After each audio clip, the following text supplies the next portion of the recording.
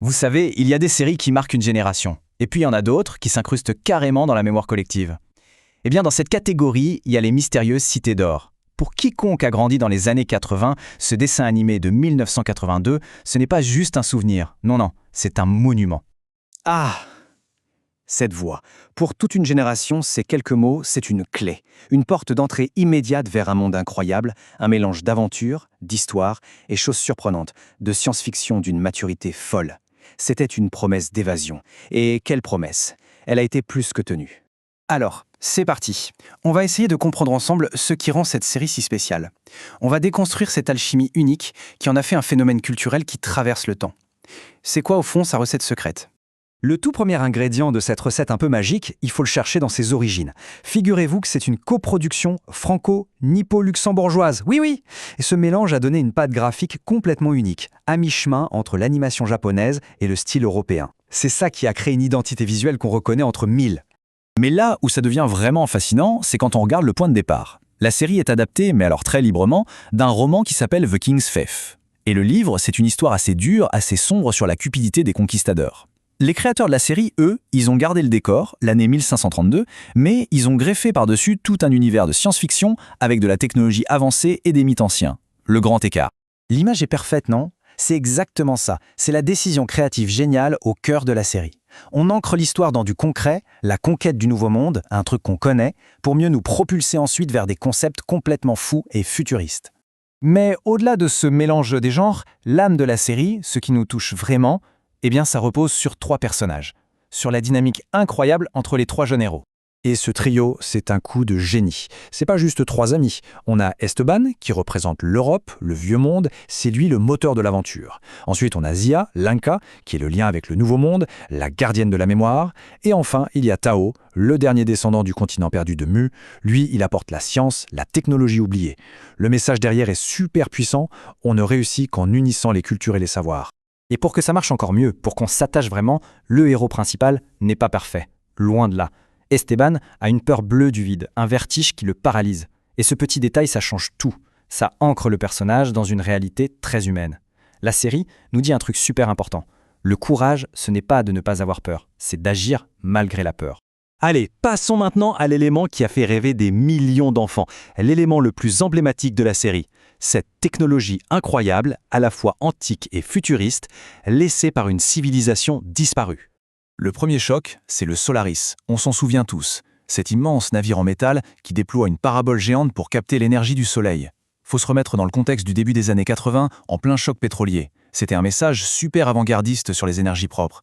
Mais cette technologie, elle a 2 facettes. C'est un outil de progrès, mais si on la concentre, ça devient une arme terrible. Et puis, il y a le Grand Condor. Ah, le Grand Condor. C'est l'image qui est gravée dans la tête de tout le monde. Cet oiseau d'or gigantesque qui se détache d'une montagne et qui prend son envol. C'est le symbole absolu de la série. Mais attendez une seconde. Un oiseau d'or géant qui vole, en plein XVIe siècle. Comment les scénaristes ont réussi à nous faire avaler un concept aussi fou, à nous faire croire que c'était possible ? Eh bien, l'astuce est brillante. D'abord, il y a une logique. Le Condor utilise la même énergie que le Solaris, le Soleil, c'est cohérent. Ensuite, et c'est le coup de maître, la série connecte cette machine à un vrai mystère archéologique, les lignes de Nazca au Pérou. En nous disant, en fait, c'était des pistes d'atterrissage, d'un coup, la fiction devient plausible. Et enfin, tout ça, ça sous-entend une chose. Une autre civilisation, bien plus avancée que la nôtre, a existé bien avant. Et cette histoire cachée, justement, elle nous amène au vrai cœur de la série. Parce que sous l'aventure se cache une mythologie bien plus profonde, bien plus sombre, et qui, à l'époque, résonnait de manière assez glaçante avec les peurs du monde réel. On finit par comprendre que la quête des cités d'or, ce n'est pas juste une chasse au trésor, c'est un voyage pour retrouver les vestiges d'un monde qui s'est autodétruit. Les empires de Mu et de l'Atlantide se sont anéantis dans une guerre apocalyptique en utilisant une énergie qu'on nous décrit comme très proche du nucléaire. Je vous rappelle qu'on est en pleine guerre froide. Cette métaphore sur les dangers de la technologie sans sagesse, c'était d'une puissance incroyable pour un dessin animé. Et cette complexité, on la retrouve même chez les méchants de l'histoire. Les Olmecs, ils sont terrifiants, c'est clair. Mais au fur et à mesure, on comprend qu'ils ne sont pas juste mauvais. Ce sont les derniers survivants de cette guerre, un peuple dégénéré qui essaye de survivre.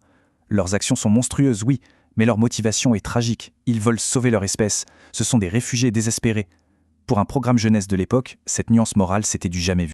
Et enfin, il reste quelques ingrédients. La touche finale qui explique pourquoi, encore aujourd'hui, cette série est absolument culte et pourquoi on en parle encore. D'abord, ce coup de génie absolu, le petit documentaire à la fin de chaque épisode, qui connectait l'aventure qu'on venait de voir avec la vraie histoire. Ensuite, la musique, évidemment. Qui n'a pas le générique en tête? Elle évoque à elle seule l'aventure et le mystère. Et puis il y a le message de fin. Quand ils trouvent enfin l'or, nos héros s'en détournent. Ils choisissent de repartir, parce qu'ils ont compris que le vrai trésor, c'était la connaissance qu'ils avaient accumulée en chemin. Et la preuve ultime que cette série a laissé une trace indélébile, c'est ce chiffre 30. 30 ans plus tard, en 2012, une suite a été produite et a eu du succès, en reprenant l'histoire pile là où elle s'était arrêtée. Dans le monde de la télé, c'est quelque chose d'extrêmement rare. Voilà, donc la recette secrète des cités d'or. C'est ce mélange parfait entre une quête personnelle, un décor historique bien réel et une science-fiction profonde, pleine de messages et d'avertissements. Alors, on peut se poser la question. À notre époque, avec l'intelligence artificielle, le changement climatique, une puissance technologique qui nous dépasse parfois, est-ce que cette vieille histoire de 40 ans ne nous tend pas un miroir assez juste du danger éternel d'un grand pouvoir qui ne serait pas guidé par la sagesse ?